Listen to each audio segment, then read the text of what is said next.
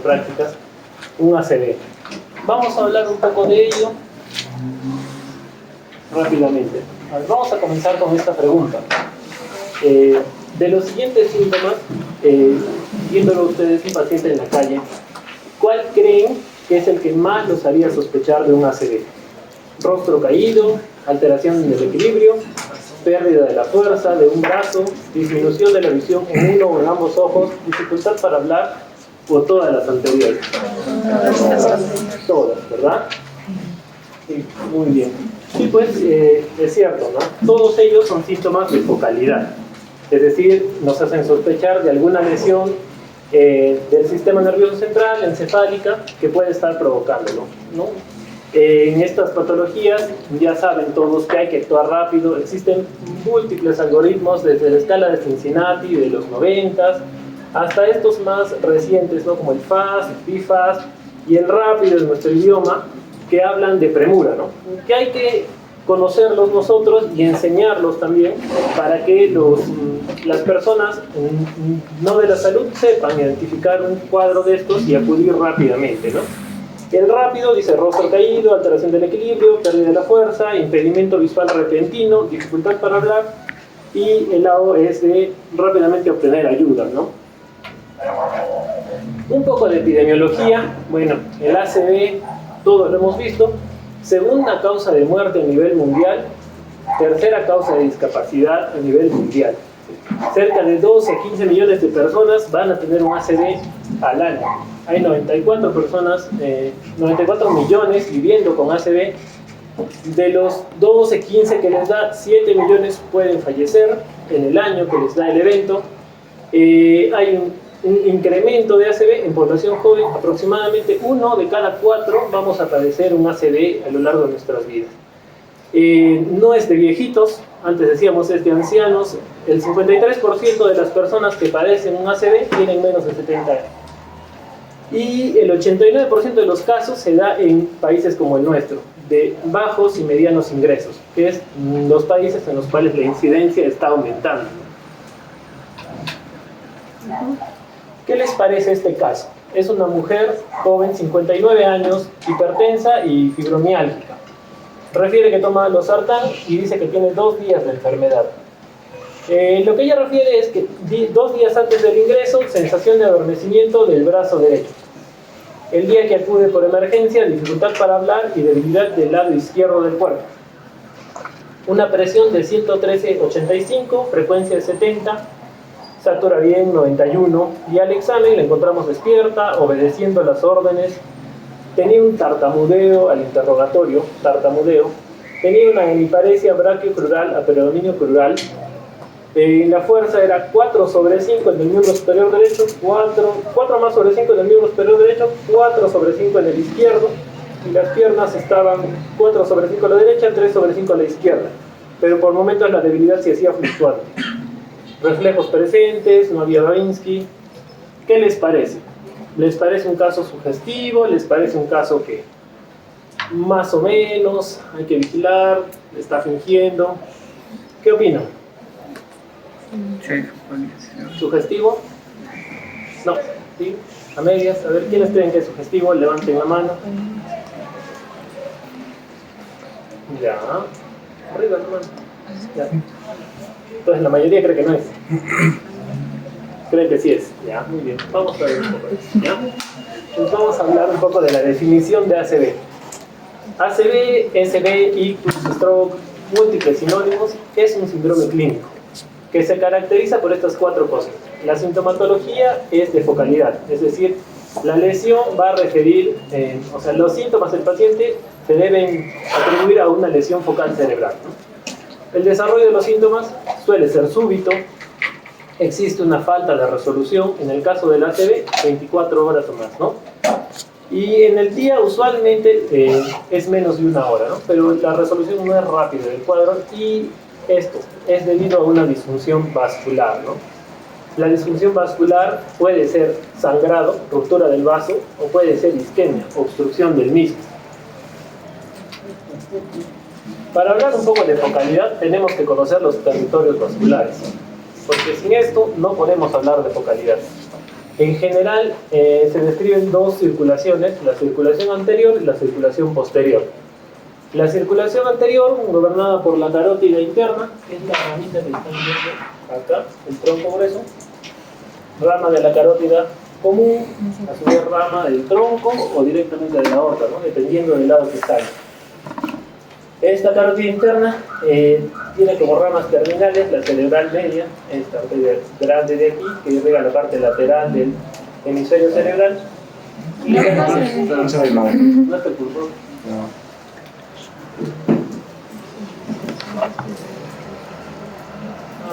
Ahora sí, ¿no?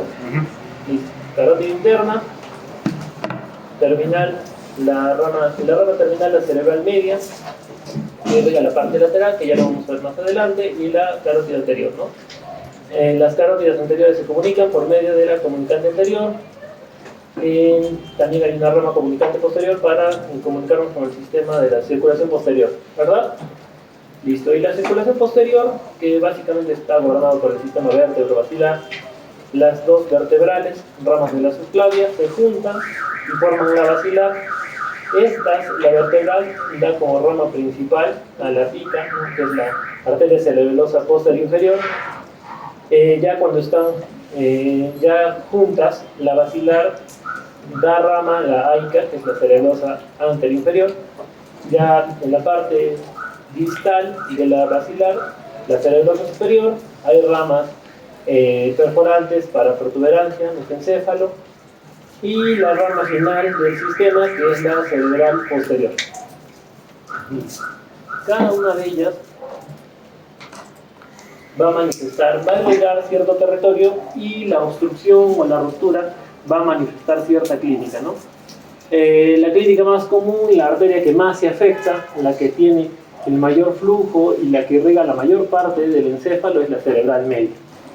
Esta afectada cerca del 50 o incluso un poco más en todos los casos de ACV, da irrigación a la parte lateral de la corteza, ¿no? Los síntomas son los clásicos: debilidad contralateral, hemiparesia contralateral, alteración sensitiva contralateral, y dependiendo si es territorio afectado, hemisferio dominante, puede dar afasia si la afectación es más anterior, frontal, o puede dar afasia de Broca si es anterior, Wernicke si es posterior, o global si es toda la afectación es completa, ¿no? La cerebral anterior, que es la que miran de amarillo, irriga la parte interna, ¿no? Da una vuelta alrededor del cuerpo calloso. Esta da también hemiparesia contralateral, pero a predominio crural, por la distribución de las fibras en el homúnculo motor, ¿no? Y también puede haber afectación sensitiva contralateral. Va a haber alteraciones cognitivas dependiendo de la severidad del daño. Y aquí, para verlo de costado, vemos la irrigación de rojo en la cerebral media, la parte amarilla es la cerebral anterior, y de azul estamos viendo la cerebral posterior, que también está afectada en un 7-10% de casos en ACV, y que la cerebral posterior irriga la parte del lóbulo occipital y la parte inferior del lóbulo temporal, ¿no? La afectación es básicamente visual, y las ramas profundas, que son las que irrigan esta parte de verde aquí, territorio profundo, que es irrigación talámica, que puede dar somnolencia, alteración cognitiva, tal. Y por último, el territorio vértebro-basilar, que no es en porcentaje el más afectado, 10-15% de los casos, y es la que irriga la parte del cerebelo y tronco encefálico, ¿no? En general, los síntomas más asociados a afectación del sistema vértebro-basilar son ataxia, vértigo, alteración oculomotora, dependiendo de la ubicación de la lesión. Y aquí tenemos, pues, los famosos síndromes alternos, ¿no? En los cuales hay afectación contralateral de las fibras largas, o sea, sensitivo o motor, y afectación ipsilateral del mismo lado de la lesión, de los pares craneales o del cerebelo, dependiendo del nivel.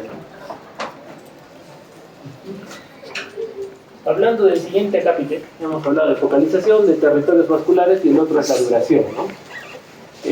La duración son síntomas persistentes. Diferenciando un poco, adelantándonos entre ACV y TIA, ¿no? El ACV tiene síntomas persistentes con lesión neurológica. Tiene que haber lesión neurológica. En el TIA la resolución es completa. La definición clásica dice hasta 24 horas, pero la gran mayoría de los síntomas se van a resolver a la hora. Y importante, no hay lesión. No debe haber lesión para considerarlo un TIA. Hay pacientes que resuelven la clínica a las 20 horas, 15 horas, pero si tienen lesión ya no son TIA. Y el origen vascular, bueno, que la isquemia representa el 80% de los casos y la hemorragia del 15 al 20%, ¿no? Volviendo un poco a nuestro caso, tenemos que tener una paciente que tenga focalidad, que yo pueda ubicar dentro de alguno de los vasos que se haya obstruido o haya sangrado. Un inicio brusco del síntoma, generalmente. En ella tenemos tartamudeo, que es difícil de ubicar en algún territorio cerebral. Tenemos una cuadriparesia, pero es fluctuante. Entonces en ella, bueno, se le hicieron estudios avanzados de resonancia. Y como ven, no se encontró ninguna lesión. Era una paciente simuladora. ¿Qué puede ocurrir? A ver, este paciente. Caso 2. Es un varón, 69 años, ningún antecedente, llega con 10 horas de enfermedad. Lo que dice el familiar es que se encontraba viajando por la carretera, de hecho él era el chofer, detiene en algún punto de la carretera para comer y, de acuerdo a lo que dicen los pasajeros y la familia, se siente en el asiento y de ahí no arrancaba el carro. Lo van a ver y no respondía ni movía medio cuerpo, lado derecho, por lo cual es llevado a emergencia. Presión 160-80, al examen estaba despierto, por momentos dirigía la mirada, obedecía algunas órdenes, tenía una fascia mixta, no hablaba en mutismo, movimientos oculares conservados, pupilas isocóricas fotorreactivas, pero tenía hemiplegia derecha, heminegligencia derecha y bueno, el reflejo plantar conservado. ¿Qué les parece este paciente? ¿Cumple los criterios? ¿No cumple los criterios? ¿Sí? La focalidad la podemos ubicar en algún punto. ¿Alguien se atreve a decirme algún territorio para esta focalidad? En base a las arterias que hemos revisado, ¿alguna arteria les parece que se haya podido tapar en este paciente? Cerebral media. ¿De qué lado? Izquierdo, ¿no? Ya, muy bien. ¿Es brusco? Sí es brusco. ¿Y los síntomas son persistentes? Sí. ¿Cumple con los criterios de enfermedad de accidente cerebrovascular? Y vamos a ver este caso más. Es un varón, 77 años, sin antecedentes tampoco, con 3 horas de enfermedad. Similar, visto por última vez bien por la familia 8:30, y a las 9:30 lo encuentran sentado, sin hablar, y debilidad del hemisferio derecho también. Lo examinan y estaba con excitación despierto, con excitación psicomotriz, oculogírico, o sea, la mirada la dirigía hacia el lado izquierdo, con una hemiplegia del lado derecho. Le hacen esta escala, que ahora la vamos a revisar, que es el NIS, que le sale 22. Este caso también les parece un ACV o les parece que nos está engañando. ¿Sí? Muy similar al anterior, menos tiempo, pero sí, ambos cumplen criterios, ¿no? La diferencia es tiempo. Hablando un poco de ACV isquémico. Es una entidad, un síndrome en la cual hay una obstrucción del flujo sanguíneo cerebral focal, lo cual nos lleva a los síntomas y a la enfermedad. ¿No? Representa cerca del 80 al 85% de todos los accidentes cerebrovasculares. Existen factores de riesgo, algunos no modificables, algunos modificables. Los principales no modificables: edad, sexo, raza, algún perfil genético que pueda predisponer. Y los modificables: a la cabeza y el más importante de todos, hipertensión arterial, tabaquismo, sedentarismo, consumo de alcohol y drogas, dislipidemia, diabetes, apnea obstructiva del sueño son algunos de los factores modificables de enfermedad. Y comenzamos un poco con esto de este tiempo de cerebro. ¿Por qué siempre que al neurólogo lo consultan por ACV agudo baja corriendo o no sé, empezamos a desesperarnos o sea, aceleramos todo, ¿no? Por esto, porque por cada minuto que está obstruido un vaso, se pierden más o menos 1.9 millones de neuronas, ¿no? Se calcula que por un evento de ACV, en promedio se pierden 1.2 billones de neuronas, y por cada hora son 120 millones, ¿no? Y hacia el fondo miran más o menos la cantidad de años que uno acelera o envejece el cerebro. Por minuto es más o menos 3 semanas. Y si hablamos de un evento en general, un ACV, son más o menos 36 años de envejecimiento cerebral. Es por eso que nos apuramos, ¿no? Para acudir a estos pacientes y tratar de salvar la mayor cantidad de tejido que podamos. ¿Qué ocurre? Cuando el cerebro es un tejido que le gusta mucho el oxígeno. De hecho, representa solo el 2% del peso corporal, pero consume cerca del 15-20% del gasto cardíaco.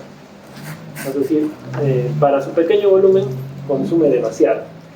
Cuando deja de haber oxígeno en el cerebro, se activan una serie de mecanismos de despolarización, de entrada de calcio a la célula, excitotoxicidad, que terminan con formación de radicales libres, es decir, inflamación, que terminan con apoptosis neuronal y posteriormente destrucción, ¿no?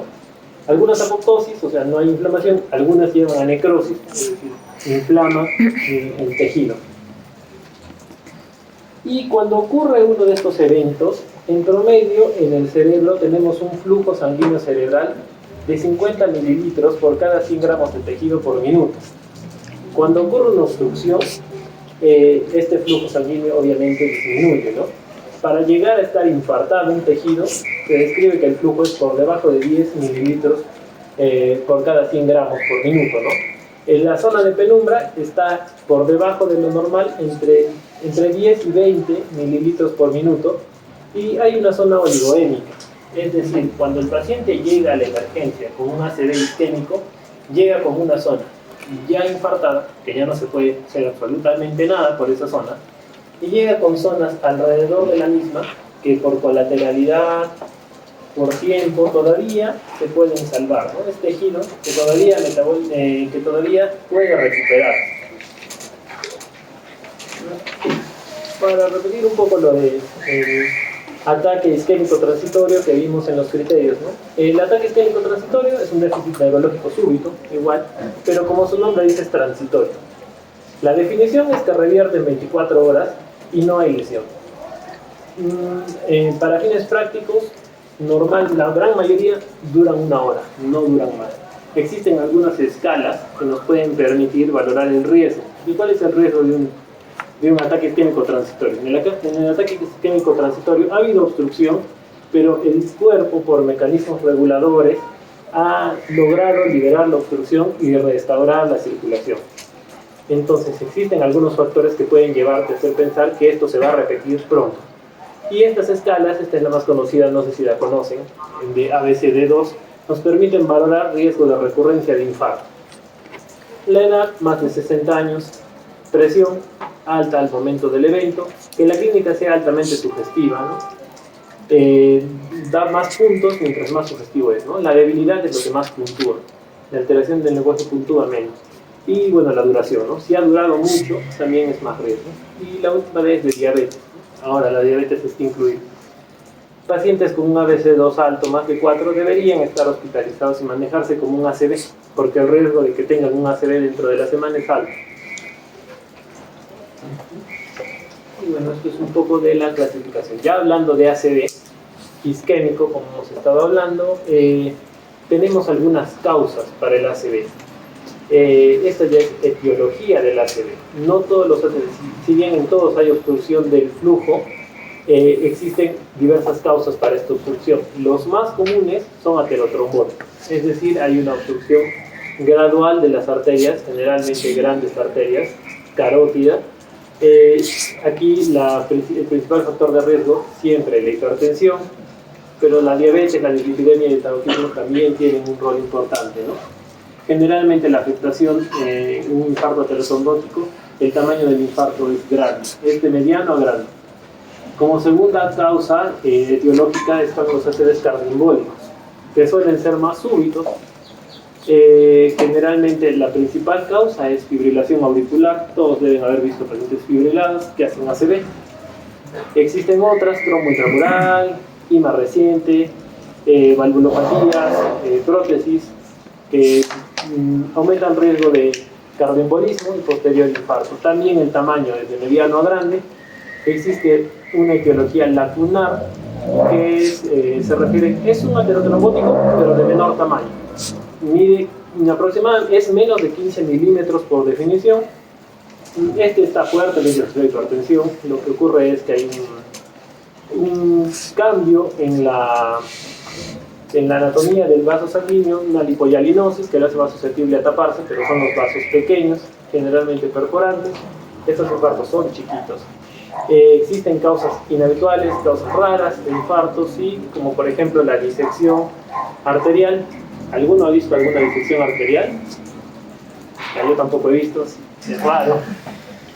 Disecciones carotídeas o vertebrales, mecanismo traumático generalmente, lesión de latigazo que genera un doble lumen en la pared del vaso, una disección como tal, como hemos visto en la aorta, pero en las carótidas, que poco a poco va destruyendo coágulos hacia el cerebro. Existen otras causas, ¿no? Por ejemplo, síndrome antifosfolipídico, CADASIL, que es una patología genética, que son causas, ¿no? Enfermedad de Moyamoya, en la cual hay una estenosis progresiva de los grandes vasos, también raro. Y existen causas indeterminadas, de acuerdo a esta clasificación, que es la que más usamos, el TOR.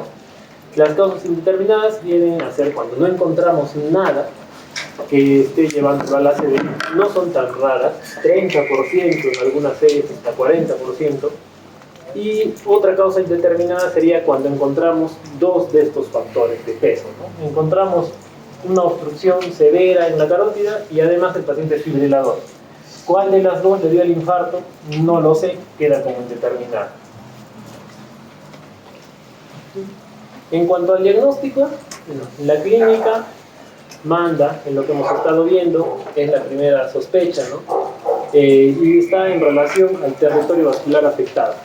Pero para el caso de accidente cerebrovascular, la única manera de distinguir una isquemia de una hemorragia es por tomografía. No existe otra forma, no hay ninguna prueba auxiliar o alguna herramienta clínica que me pueda hacer distinguir una de otra.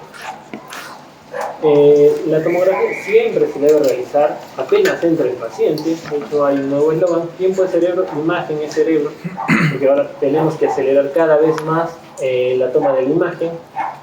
En ictus isquémico, como habrán podido ver, muchas veces la lesión no está presente desde el inicio, ¿no? De hecho, para que aparezca la lesión, generalmente tienen que pasar 24 horas. Puede haber algunos signos precoces, como son el borramiento de los surcos, la pérdida de la diferenciación de sustancia gris con sustancia blanca, el signo de la arteria cerebral media hiperdensa, ¿no? En resonancia cerebral también se usa para diagnóstico, tiene algunas ventajas sobre tomografía, es más precoz para ver lesiones. Dentro de los 30 primeros minutos, ya en el 85% hay lesión en resonancia. Nos ayuda la secuencia de difusión para ver el brillo de la lesión. Permite diferenciar zona de penumbra de lesiones infartadas, sí, también. Es mucho mejor para ver infartos lacunares y lesiones de fosa posterior, ¿no? Y existen algunos otros estudios de imagen que se deben usar en el diagnóstico, sí, la angiografía, ya sea angiografía por sustracción, la que se hace por medio de invasión femoral, o la angiotomografía cerebral o angioresonancia, que valoran las arterias. Valoramos estenosis de grandes arterias principalmente, ¿no? Y otros estudios para buscar las causas que hemos descrito anteriormente, ¿no? Perfiles de coagulación, estudios metabólicos, algunas veces autoinmunes, evaluaciones cardiológicas por el riesgo de embolismo cardíaco que se deben realizar, ¿no? Estos son algunos de los signos radiológicos tomográficos tempranos de isquemia. Por ejemplo, en este paciente lo que ven es una pérdida de borramiento de los surcos, lo que ven aquí, menos surcos. Miren aquí la estructura del cilio de lado, aquí el cilio en el lado izquierdo, y miren, este cilio está borrado, ¿no?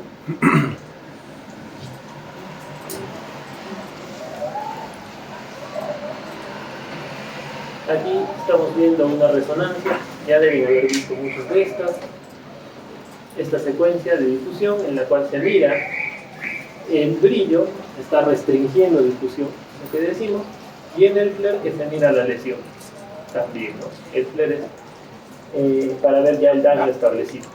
Y aquí vemos una resonancia, aquí vemos secuencias de resonancia en la parte inferior precoces, ¿no? En la cual miran la restricción en difusión, pero no miran ninguna lesión en FLAIR. Quiere decir que esto es precoz, todo esto es penumbra, es tejido salvable, y acá no hay lesión. Lo mismo aquí, ¿no? En esta lesión de ganglios basales, se mira la restricción y acá no hay restricción. Esto se conoce como mismatch, es decir, el infarto está en evolución, todavía no hay core y yo puedo actuar. Algo que sí debemos hacer, debemos conocer, es esta escala de NIS. Ya la deben haber visto, no sé si la hayan aplicado algunos de ustedes. Es una escala que nos permite valorar severidad en el infarto. Es una manera de estandarizar la evaluación.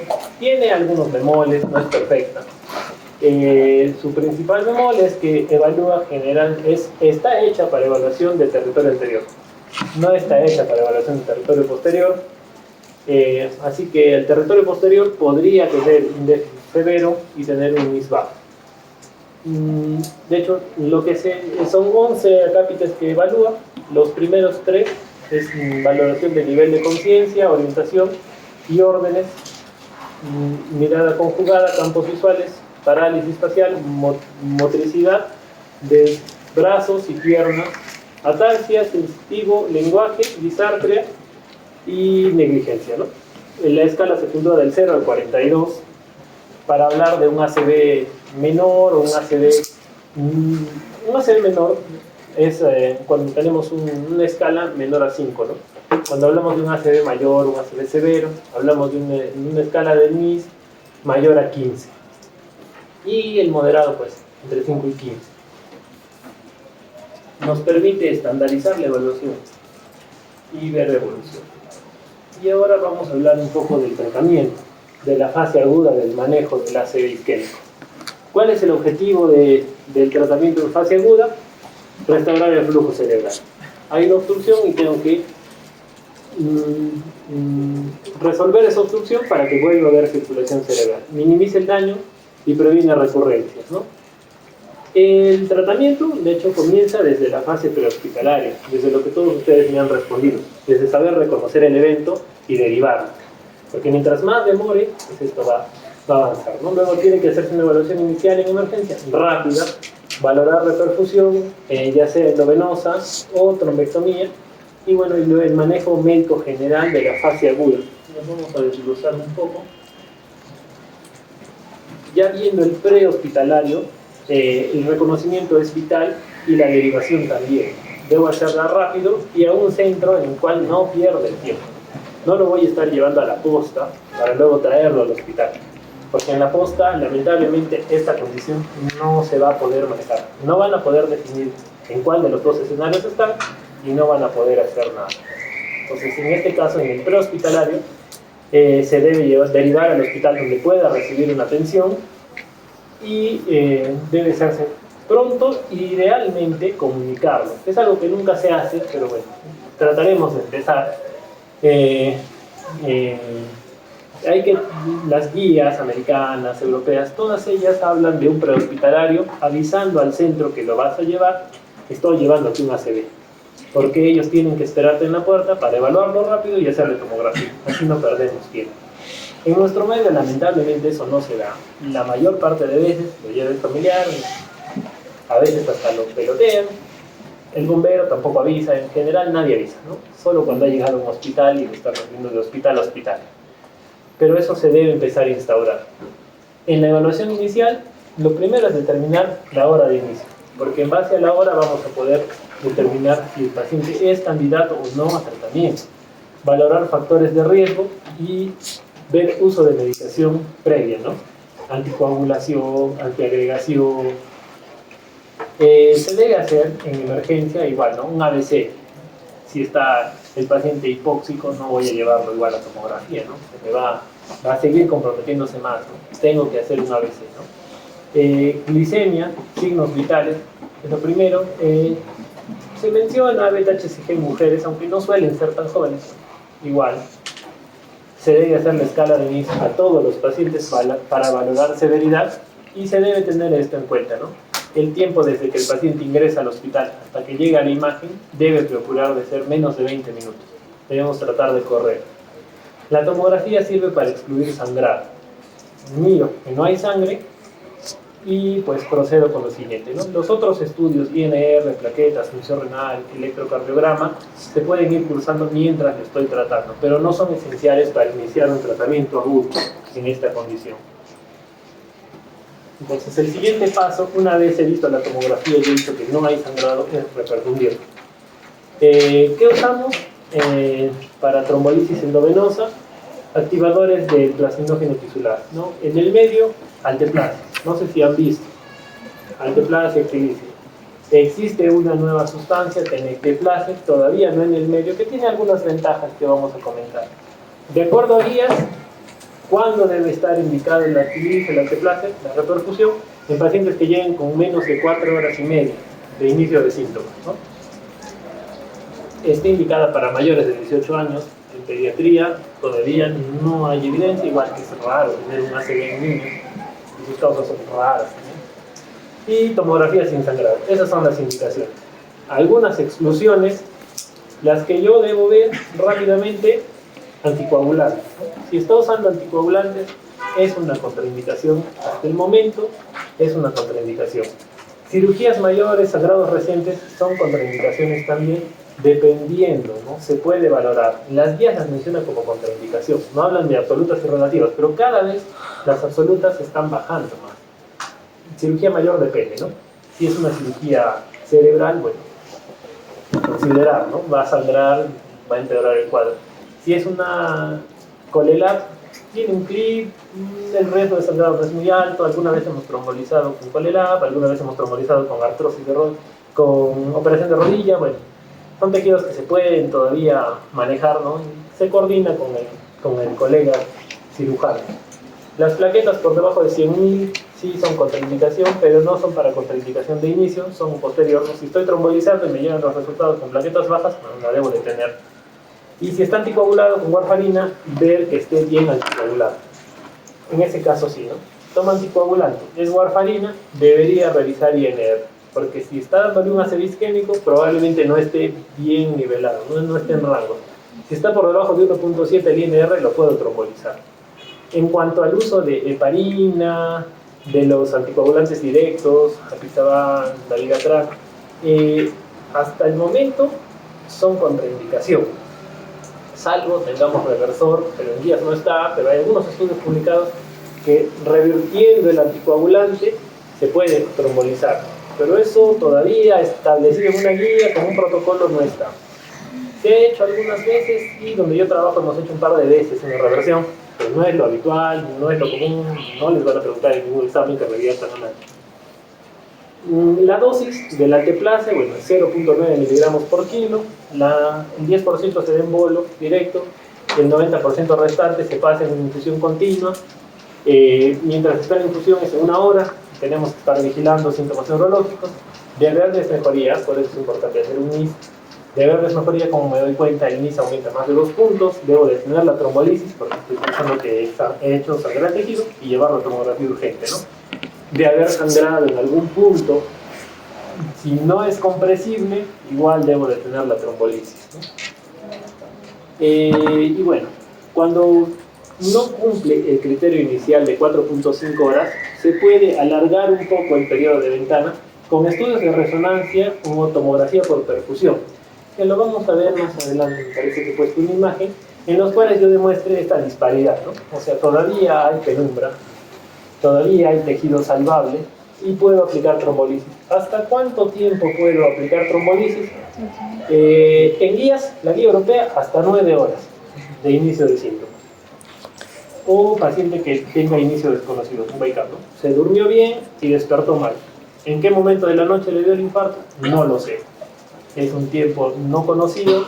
Normalmente tomamos como tiempo el inicio, o sea, la última vez que lo vieron bien, que fue en la noche, pero yo no sé si se ha despertado justo el minuto antes infartó, no lo sé. Entonces, en esos casos se hace estudios ampliatorios, resonancia o tomografía por perfusión, y si hay tejido salvable, todavía puedo aplicar el medicamento. Hay estudios hasta 24 horas, de hace un par de meses, 24 horas con seguridad, pero todavía en guías establecidos no están, en guías 9 horas. ¿Y qué debo hacer después de trombolizar al paciente durante la trombolisis? Lo que, aparte de la evaluación neurológica constante para ver deterioro, lo que tengo que preocuparme es de la presión. Porque el principal factor para que un paciente trombolizado sangre es que se le suba la presión. Así que tengo que ser estricto en el control de presión. Para inicio de trombolisis 185 sobre 110, posterior a trombolisis, ya trombolizado 180 sobre 105. No debo permitir que la presión suba de ese rango. Y bueno, tiene evidencia, ¿no? Desde el estudio NIMS en el 95, ECAS, Atlantis, han demostrado beneficio sustancial de la trombolisis. Mejora el ranking, o sea, mejora la funcionalidad del paciente a los 3 meses. Entonces sí, ha demostrado servir. ¿Y qué complicaciones puede tener? Hemorragia intracraneal, que es lo más.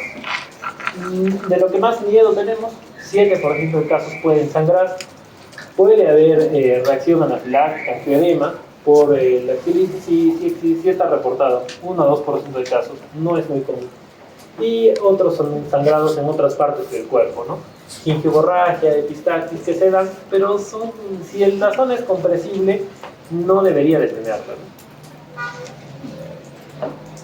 Y aquí, para hablar un poco de tenecteplase, que es la nueva sustancia que está ingresando a nivel mundial, ¿cuál es la ventaja? Que se den bolo. No tengo que monitorizar al paciente 1 hora. A los neurólogos nos convendría, lo ponemos y ya estamos yendo a verlo nada más, no nos quedamos la hora vigilando al paciente, hora y media. Pero todavía en el mercado no está y no ha demostrado ser superior al Deplase. En eficacia, similar. No ha demostrado ser inferior, pero tampoco ha demostrado ser superior. Y la seguridad, bueno, sí está establecida, ya la FDA lo ha aprobado, ya se usa, pero aquí no lo tenemos. Y otra cosa que está muy en boga es la trombectomía mecánica. ¿Qué es hacer una trombectomía mecánica? Pues es entrar directamente a la arteria y sacar el trombo, sacar el coágulo, el émbolo que esté obstruyendo, ¿no? Directo. Indicaciones para oclusión de grandes vasos, ¿no? Cuando el vaso es grande, la obstrucción es en un vaso grande, yo puedo llegar con un retriever y jalar el trombo, ¿no? ¿Para quién es la indicación? Para carótida interna y para cerebral media hasta el segmento M1, segmento proximal. Tampoco le vas a hacer esto a un paciente con un NIS bajo, ¿no? Tiene que tener un NIS de moderado a severo, ¿no? Un NIS mayor de 5, que tenga un buen ranking, o sea, que su basal sea bueno, que su estado funcional sea bueno. Y el tiempo para trombolisis, o sea, la ventana es hasta 6 horas. Todos son elegibles hasta 6 horas, siempre y cuando tengan obstrucción proximal. Pasadas las 6 horas, aquí ya con evidencia de guía, hasta las 24 horas yo puedo hacer trombectomía mecánica, siempre y cuando tenga ese mismatch, o sea, tenga todavía tejido salvable. ¿Y cuáles son las técnicas? Pues básicamente son 2. A veces se usan ambas, a veces solo se usa una, depende de la experiencia de cada centro. Una es el stent retriever, que es lo que están viendo aquí. Entra un catéter con un stent, es como una mallita que pasa el coagulito y luego lo jala.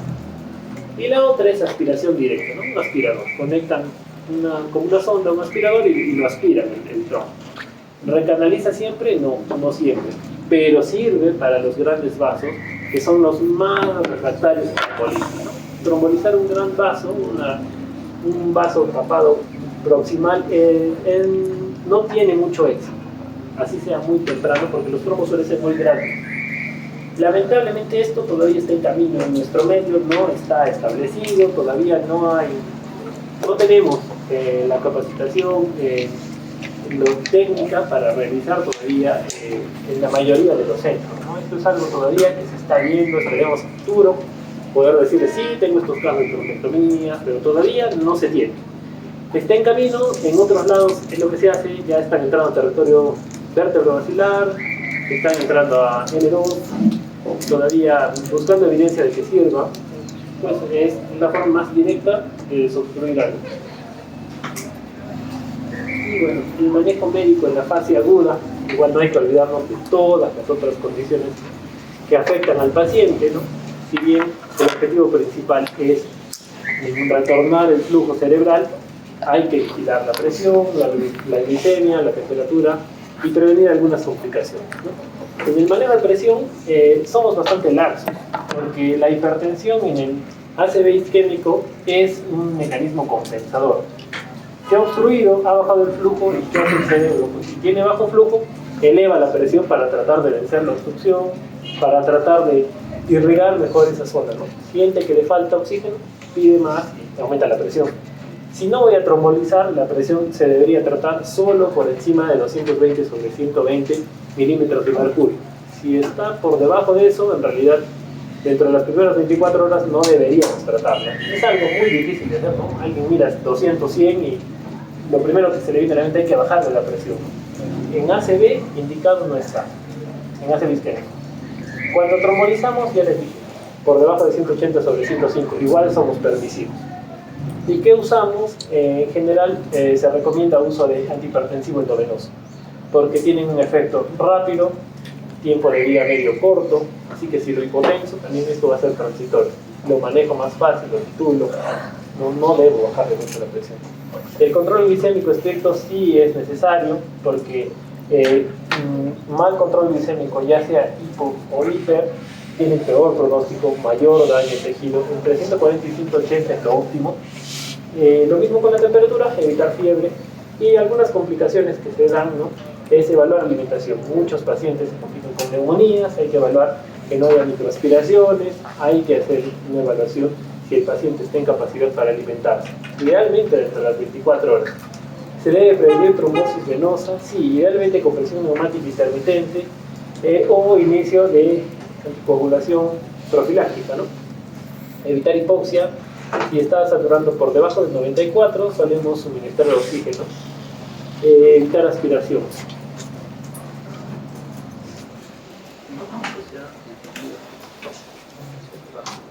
¿Se acuerdan del caso que les comentamos?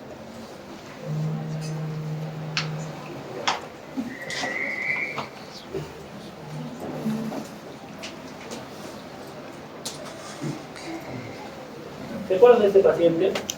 El abuelito que lo encontró su familiar sin movilizar el cuerpo derecho. ¿Qué harían con él? ¿O qué le pedirían? Tiene 3 horas de enfermedad. La última vez que lo vieron bien, a las 8, ustedes lo miran a las 11, y lo traen porque no puede hablar y no mueve medio paso. ¿Qué harían con él? ¿Qué es lo primero que hacen? Tomografía. Tomografía, ¿no? Sí. Ya. Y su tomografía es esta de aquí. ¿Qué les parece?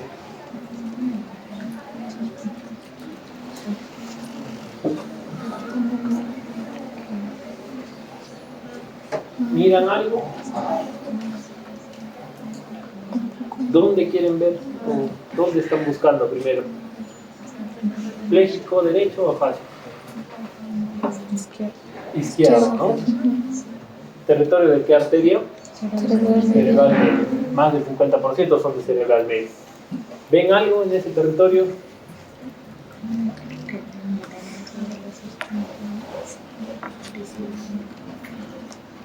Ya está infartado, lo dejo ahí al abuelito y contengo presión, temperatura y lo dejo ahí al abuelito, o hago algo por él.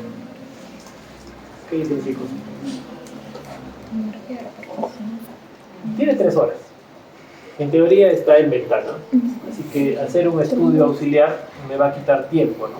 Yo le hago resonancia o tomografía por perfusión, me va a demandar más tiempo. En este caso, este paciente se trombolizó. Con 3 horas de enfermedad, lo único que yo necesito es tomografía y glucosa que estaba en 98, ¿no? Demostrar que no es hipoglicemia. ¿Qué ha pasado? Vas y tienen 40, les pasas y ya despertaron, ¿no? Entonces, eso ha pasado.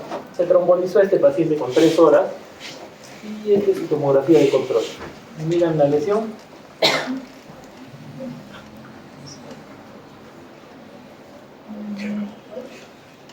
¿Miran algo ahí? Aquí no. No se ve. No se ve. Acá. ¿Ven esa pequeña hipodensidad? Esta es la tomografía de control al día siguiente. Una pequeña lesión. Él vino con un índice de 22, pléjico, afásico. Después de trombolisis, afortunadamente, respondió bien, salió caminando, hablando, ni 5 ni 4, ¿no? Se recuperó bastante. Después de una semana, pero sí, se recuperó bastante bien. Afortunadamente sin complicaciones. ¿Y qué harían con este otro paciente?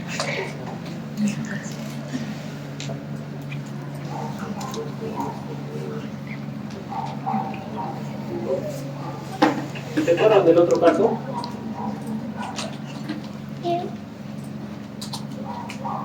El señor que lo encontraron. Barbie me diciendo.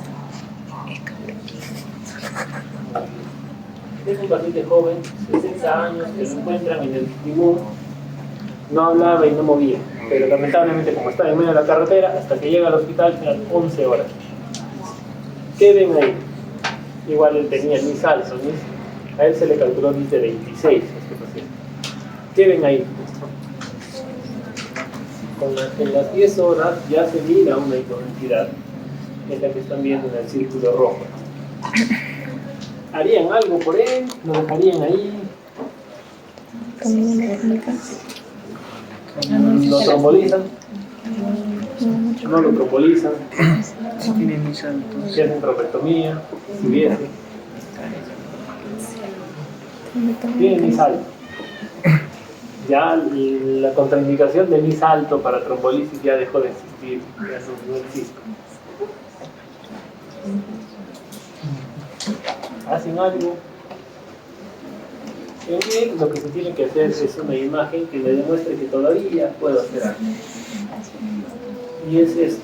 ¿Alguna vez han visto esta imagen? Esta es una tomografía por perfusión. Es una tomografía de perfusión cerebral, en la cual se mira flujo, se le pone contraste, estos son mapas de color, ¿no? Pero se le pone contraste y se determina cómo llega el contraste, se calcula por medio de software, ¿no? Flujos, se calcula volúmenes, se calcula también tiempo, en cuánto tiempo llega y en cuánto tiempo sale. Y en base a estos parámetros podemos definir si todavía hay algún tejido salvable o ya todo está infartado. ¿Ven esta zona oscura aquí? Y de acuerdo al mapa de calor, ven que está más o menos cercano al cero. No O sea, el sé. flujo es muy bajo. Ah, no sé. Aquí, ¿esta zona la miran? Sí. Listo. Esta zona está cercana al cero. ¿Qué quiere decir? Pues que esto es el cuerpo, esto está infartado.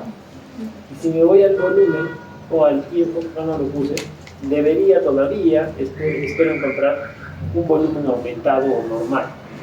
Y cuando yo encuentro un volumen aumentado o normal, digo, aquí hay una disparidad. Esto está infartado, pero aquí todavía hay tejido aledaño que puedo salvar. En el caso del paciente, se me une el core ya establecido en ambas imágenes, pero no miro un volumen salvable, es decir, no le veo. Lamentablemente el paciente llegó infartado.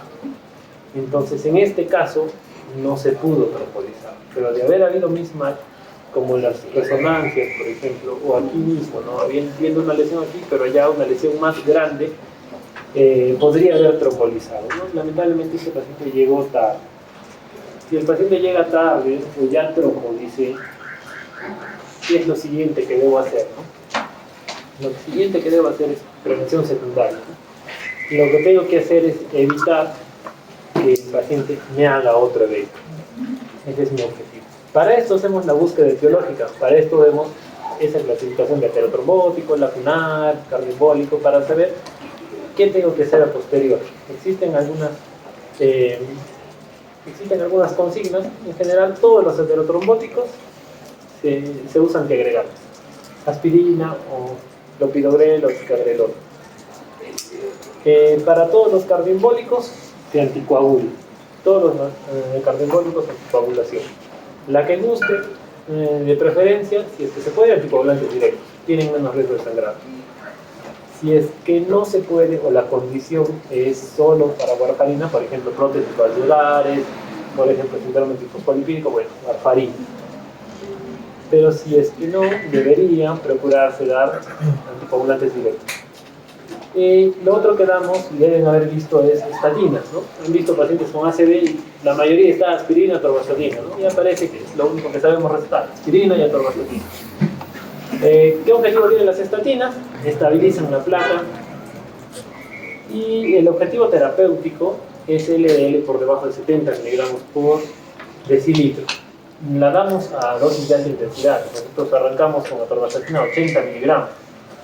El objetivo real es bajar el LDL a 70, ¿no? El valor normal del LDL para la población general es 350, pero nosotros queremos que esté por debajo de 70 porque es un paciente de alto riesgo. El control de la presión, y es que amerita el caso, nuestro objetivo terapéutico es por debajo de 130-80. Durante la hospitalización, 140-90, pero posterior ambulatorio el paciente debería estar con un control por debajo de 130-80, ¿no? Y lo otro es promover hábitos saludables, ¿no? Dieta, se propugna la dieta mediterránea.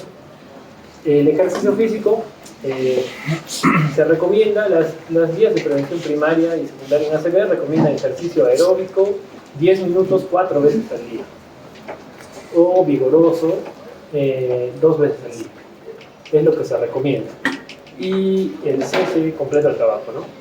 El tabaco es algo que en realidad no beneficia nada, de las pocas cosas que no benefician nada. Está prohibido. Para enfermedad cerebrovascular está prohibido. Esto es en cuanto a ACV isquémico.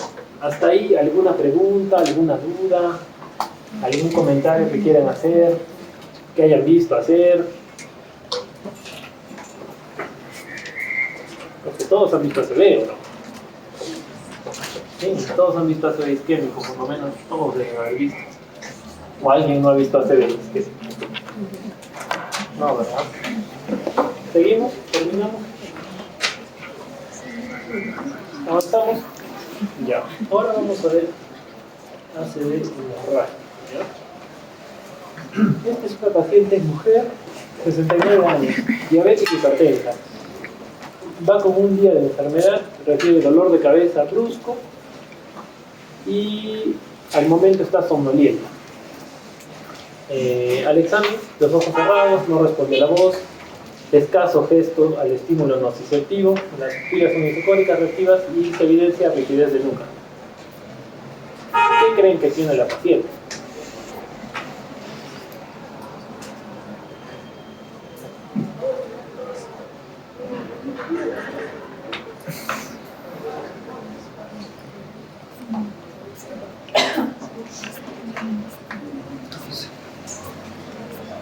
¿Alguien? ¿Qué cree que pueda tener?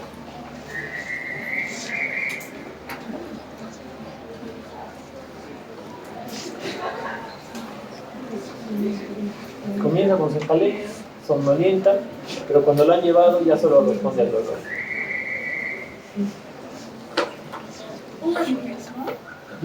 ¿Aneurisma? Ya, una ruptura de aneurisma es una posibilidad válida, ¿no? ¿Qué tendría la paciente, doctor? Tomografía. Sí, lamentablemente así es esta enfermedad, tomografía. No hay otra forma de diferenciarlo. Y ahí está. Sangrado.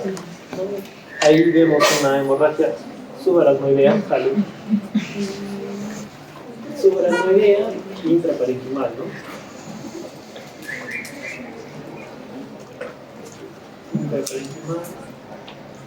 Tiene un poco de subdural de este lado, desvía la línea media, explica perfectamente el estado del paciente. Vamos a hablar un poco de ACV hemorrágico. El ACV hemorrágico es la disrupción de la sangre en el parénquima, en el sistema ventricular o en el espacio subaracnoideo. Se rompe una arteria, sangre. Tiene una elevada mortalidad, ¿no? Esta representa cerca del 15 al 20% de todos los ACV, y a diferencia de algo que nos puede hacer pensar más en hemorragia que en isquemia, pero igual necesitamos tomografía, es cefalea y compromiso del sensorio, ¿no? No es tan habitual en isquémico como en hemorrágico, ¿no? Si alguien viene con compromiso del sensorio y con cefalea, nos vamos inclinando un poco hacia el hemorrágico. Un poco, no podemos ser conclusivos, pero sí un poco. Lo otro es que este cuadro suele tener un compromiso, es brusco, pero suele tener progresión.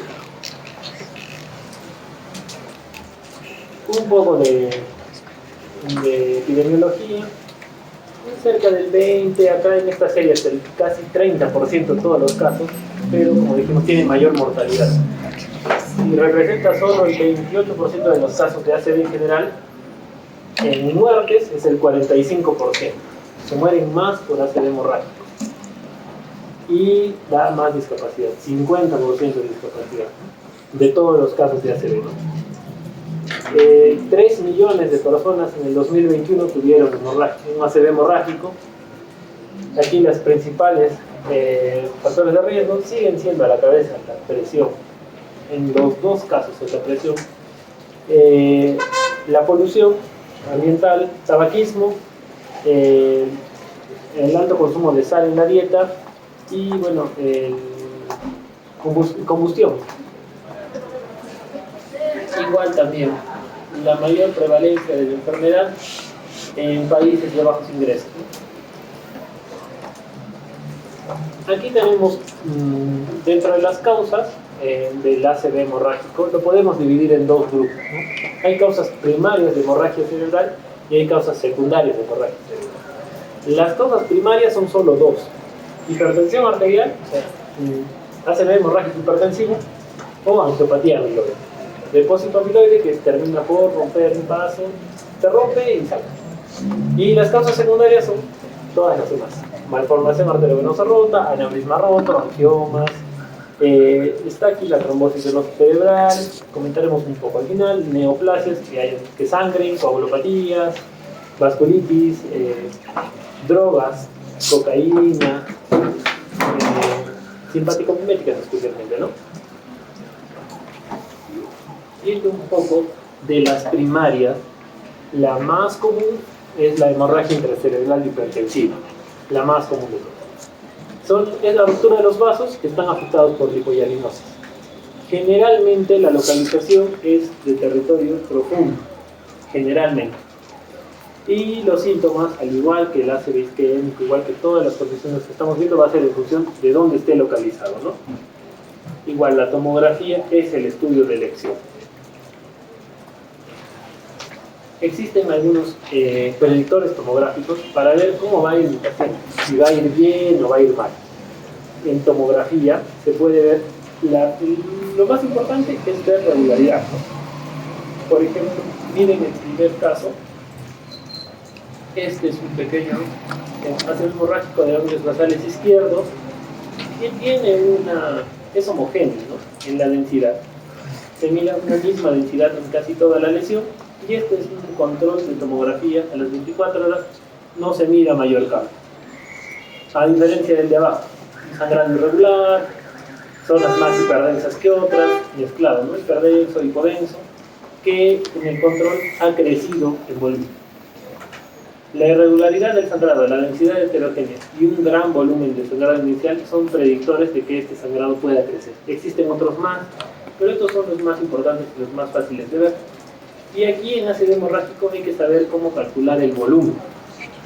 ¿Alguna vez han calculado volúmenes en tomografías? No. Esta es una fórmula sencilla. En realidad, esta es la fórmula del cálculo del volumen en un elipsoide. Pero el resumen de esta fórmula es nada más multiplicar los diámetros más grandes, ¿no? El A por B por la altura en C, incluso ahora malformaciones sagitales, coronales, en las cuales podemos ver altitud, multiplicas A por B por C y lo divides entre 2. Este es el resumen. Y ahí te da el volumen en mililitros. Y en base al volumen puedes tomar algunas decisiones terapéuticas. Hay otras fórmulas más complejas, pero A por B por C entre 2 es la más fácil. No es cálculo de volumen en un elipsoide. Y el tratamiento, bueno, el tratamiento del ACV hemorrágico ha tenido un cambio en el último año. Ya desde los 2000 empezaron estos estudios Interact, en los cuales se buscaba ver si el paciente con ACV hemorrágico, bajándole la presión, porque el mecanismo principal primario, el mecanismo es la presión. Entonces, éramos un poco permisivos con la presión en las guías, somos permisivos con el ACV isquémicos, creíamos que bajando la presión generábamos más daño. Pero estos Interact empezaron a bajarle la presión al ACV hemorrágico y vieron si funcionaba o no. Los primeros 1, 2 no fueron concluyentes, en realidad no demostraron mejoría bajando la presión, bajaban por debajo de 140, pero ya el Interact 3, que es del 2023, publicado en el 2024, en el cual no solo se baja la presión, sino que se adoptan más medidas. Se baja la presión, se controla la glicemia, se controla la temperatura, se hace un manejo integral del paciente y se demuestra que así, haciendo este manejo integral, el paciente mejora. La funcionalidad del paciente es mejor. Así que desde hace un año existe lo que se conoce como código, ya no es solo código ictus por el ácido isquémico, ahora hay un código ICH o un código por ACV hemorrágico. También debemos apresurarnos a manejar estos pacientes. Se hizo un Interact 4 el año pasado, pero ese Interact ya era muy radical. Ese Interact lo que hacía era valoraba un paciente en ambulatorio, ni siquiera llegaban al hospital, valoraban ambulatorio y decían tiene ACV y le bajaban la presión. Pero se tuvo que suspender, obviamente, porque la mayoría son isquémicos. Entonces a los isquémicos los empeoraban y se suspendió por empeoramiento del isquémico. Así que para el hemorrágico hay que bajar la presión, para el hemorrágico primario. Y eso es lo que corresponde a este código de manejo del ACV hemorrágico, ¿no? El manejo agresivo de la presión hay que bajarla por debajo de 140 dentro de las 6 primeras horas. O sea, hay que ser rápidos para bajar la presión y mantenerla así los 7 días siguientes. Sistólica, hablamos solo de sistólica. Hay que tratar de evitar las caídas muy bruscas, ¿no? Si está muy alta la presión, evitar bajarla por encima de 90 milímetros de mercurio. Y al igual que hablamos de tiempos puerta tomografía, puerta aguja, ahora en hemorragia se está hablando de tiempos puerta hasta el inicio del antihipertensivo, ¿no? Se debe tratar de hacerlo en 30 minutos, o sea, rápido, tratar de manejar rápido la presión. Ideal, antihipertensivos endovenosos, igual, tiempo de vida medio corto, se maneja más rápido la presión, la títulas mejor, tampoco se puede bajar mucho, ¿no? ¿Qué otra cosa se hizo en Interact y está ya, que está aplicándose y se debe aplicar siempre? Reversión de anticoagulación. Hay casos en los cuales el paciente está anticoagulado, se debe revertir, ¿no? Se debe revertir con plasma fresco congelado, crioprecipitado. El uso de plaquetas no está probado, de hecho, si es que tiene, salvo plaquetopenia severa, si el paciente tiene plaquetopenia leve o moderada, la transfusión de plaquetas es perjudicial. Control glicémico, igual que en el ACV, pero en este caso estrictos entre 110 y 140, mejora también. Control de temperatura estricta por debajo de 37,5 y evacuación quirúrgica, que esto es lo que se está viendo últimamente. La evacuación quirúrgica del hematoma, antes el ACV hemorrágico no se tocaba. Antes el ACV hemorrágico se esperaba, no apurabas nada con el ACV hemorrágico, eras permisivo con la presión, prácticamente lo dejabas ahí, le dabas soporte y nada más. Ahora, siendo un poquito más invasivo, se está mejorando el pronóstico y el drenaje y la evacuación cada vez tiene más indicación. De hecho, se recomienda que todos los pacientes con ACV hemorrágico sean vistos por neurocirugía. El manejo quirúrgico de hemorragia supratentorial está indicado para volúmenes grandes, con compromiso, es Glasgow, escala de Glasgow entre 5 y 12, con un volumen mayor a 30 mililitros. Lo que tiene más evidencia es evacuación por cirugía mínimamente invasiva, ¿no? Estereotáctica o endoscópica, que es esto de acá abajo es estereotáctica, ¿no? Están guiados directamente para hacer una función de espiral, no dañar más. Esto ya está teniendo más evidencia, ahorita está como una evidencia 2, pero cada vez se está tendiendo a la evacuación en volúmenes grandes, ¿no? Cuando el volumen es grande. Si es que hay alteración y tiene una hemorragia interventricular, la derivación ventricular es indicada, ¿no? Porque el sangrado dentro del sistema ventricular va a conllevar a hidrocefalia. Y en un paciente que viene desmejorando, si hay mucho efecto de masa, el hematoma está empujando, está desmejorando, está cayendo en Glasgow, lo que está indicado es hacer craniotomía descompresiva, que es lo que estamos viendo en la imagen de tomografía, paciente con una hemorragia severa, con disfunción de línea media severa, que le han hecho una craniotomía descompresiva para evitar, para darle un punto de salida, un punto de desfogue a esta inflamación, ¿no? Pero esta craniotomía descompresiva hay que tener en cuenta que solo reduce mortalidad, no reduce morbilidad, no afecta en el pronóstico funcional del paciente. es solo para reducir mortalidad. Ahorita todavía estamos por aquí, todavía. Generalmente los ACVs hemorrágicos intratentoriales se operan, pero más que todo para hacer anatomía desinvasiva. Todavía no estamos evacuando, pero la tendencia mundial es cada vez evacuar más, pero por métodos mínimamente invasivos. Y la infratentorial, que es la que sí tiene más evidencia de evacuación, en la fosa posterior no hay mucho espacio, entonces no necesitamos un gran volumen para tener un gran compromiso. Si el paciente está deteriorando, tiene compresión, el volumen es mayor a 15 mililitros, es indicada la evacuación del hematoma. Es evacuación, eso sí está indicado. También se recomienda derivación ventricular externa, porque como está apretado el cuarto ventrículo van a terminar haciendo una hidrocefalia no comunicante, ¿no? Entonces también está indicada la colocación de una derivación. Ese manejo es en general para ACV hemorrágico primario, ya sea por angiopatía amiloide o por hipertensión.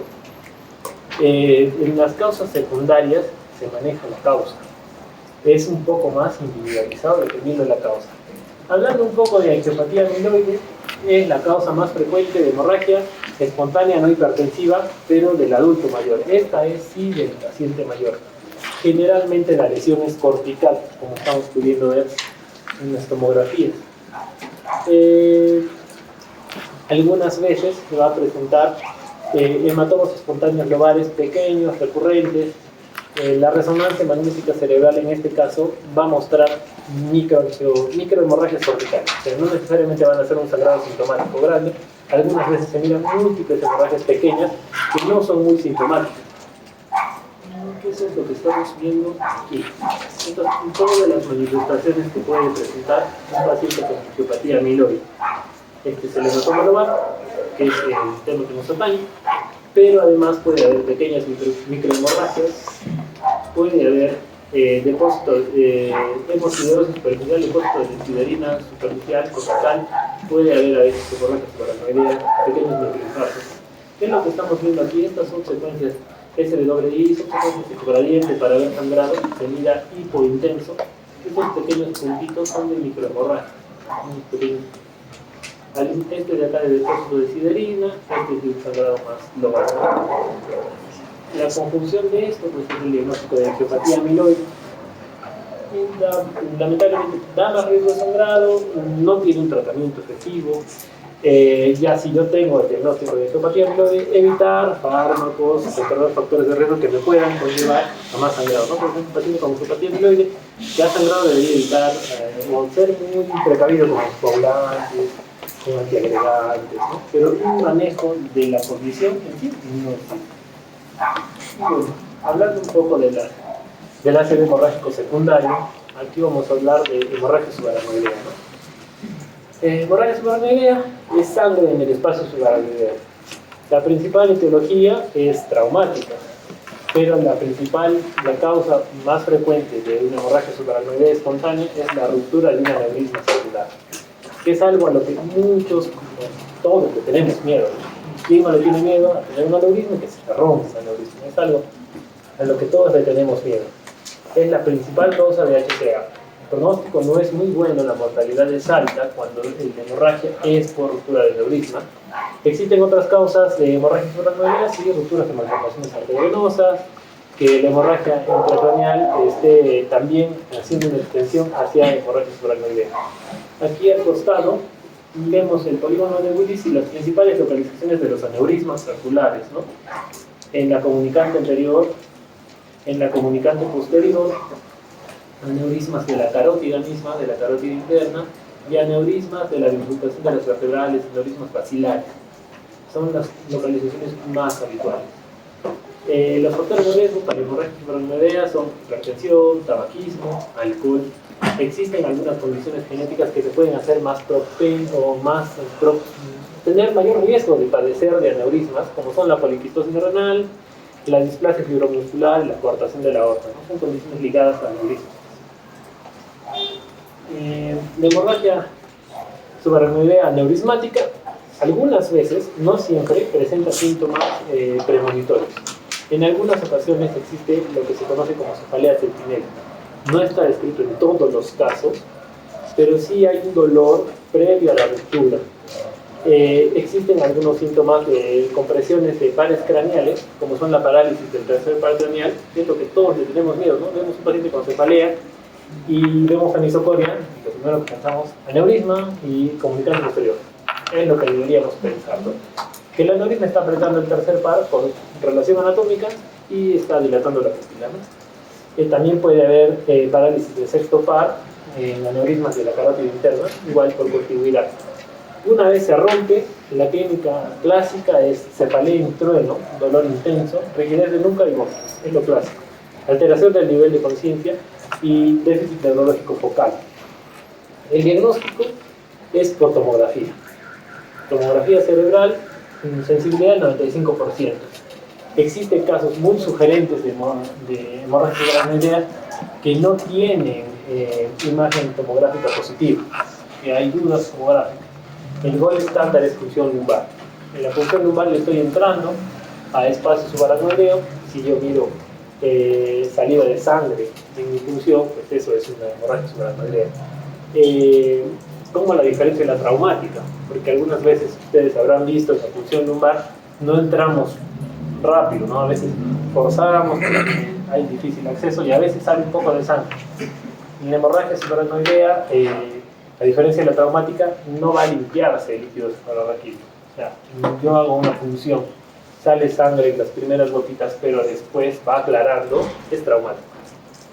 Yo hago la punción y sale sangre todo el tiempo, junto a mis brazos, y sigue saliendo sangre, es hemorragia subaracnoidea. ¿Existen otros estudios auxiliares? Sí, pues yo debo, en la tomografía simple estoy viendo el sangrado, pero tengo que ver dónde está lo que ocasionó el sangrado. Angiotomografía, angioresonancia y el gol estándar para diagnóstico de aneurisma, arteriografía, ¿no?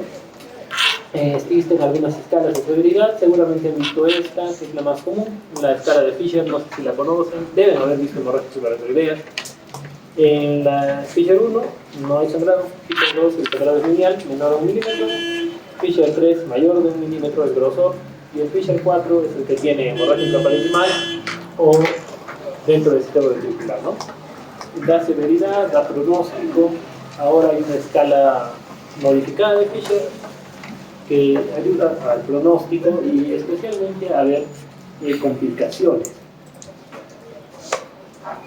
Porque esto, pues, por ejemplo, si tenemos una paciente, 40 años, cefalea brusca, y en la tomografía, aquí, miran la hemorragia subaracnoidea, ¿no? ¿Y esta qué Fisher sería? Sin medir mucho. ¿2 o 3? No, es un poco chico. Podría ser 3, ¿no? Ya. En la sangre del sitio es ancha, ¿sí? Y aquí le hacen una arteriografía para ver causa de la hemorragia y miran esta dilatación. En la bifurcación de la cerebral media, otro sitio frecuente de aneurisma, un aneurisma saccular,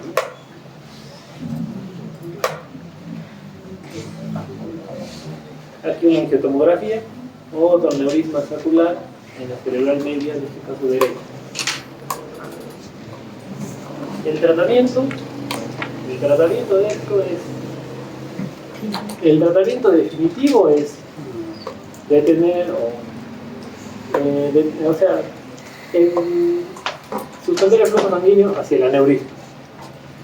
Hay dos formas de hacerlo. Una es terapia endovascular, igual que en trombectomía mecánica, entran por vía femoral, atienden con un catéter y ponen un coil, que es esto de aquí. Esto lo hace el neurocirujano, coloca un coil, lo cual es que cierra el aneurisma. Esto es endovascular, tiene implicaciones, no es que a todos les puedan hacer, especialmente el cuello. Si es un cuello muy ancho, van a colocar el coil y se va a salir. Y lo otro es pues abierto, ¿no? Colocar un clip vascular. ¿Qué es esto de aquí? Abren, disecan hasta la arteria, lo clipan, así como clipan los vasos en la vesícula, en el apéndice. ¿Han visto lo mismo? Pero en la cabeza, le ponen su clip. ¿La hemorragia subaracnoidea tiene complicaciones? Sí, tiene complicaciones. Hidrocefalia, resangrado y vasoespasmo. La hidrocefalia, cuando la sangre entra al sistema ventricular o cisternas, dificulta altera el flujo de líquido cefalorraquídeo, termina por dilatar ventrículos, hidrocefalia, Resangrado, que es la principal causa de mortalidad.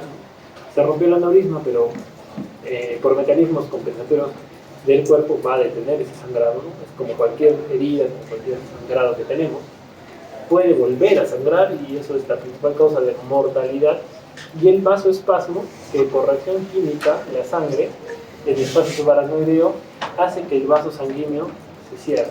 No hay una obstrucción de trombo, de émbolo, pero por un mecanismo químico el vaso hace vasoconstricción, tal cual vasoespasmo, lo cual genera isquemia, que es la principal complicación de morbilidad en las hemorragias subaracnoideas. El manejo de una hemorragia subaracnoidea, independientemente del tratamiento neuroquirúrgico, al igual que en los otros casos, estabilizar pues, presión, no bajar mucho la presión arterial media porque queremos todavía tener un flujo cerebral, para lo cual tenemos que hidratar el paciente. Antes se postulaba las 3 H sobre hidratarlo, no, ahora no, lo que se postula es euvolemia, mantener una hidratación adecuada, y en el caso de aneurismas rotos, el uso de limolipino tiene indicación.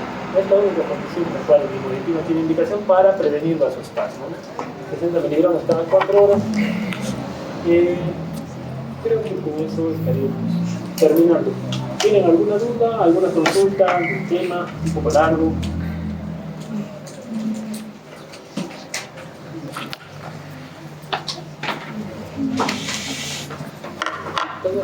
¿Cuál sería el gol estándar para la PL o la angiografía? No. La angiografía es para ver el aneurisma, para diagnosticar hemorragia subaracnoidea, que es funcional. O sea, una cosa es hemorragia y otra cosa es el aneurisma. Para verlo, sí, angiografía. Para hemorragia subaracnoidea, pues puede tener muchas causas.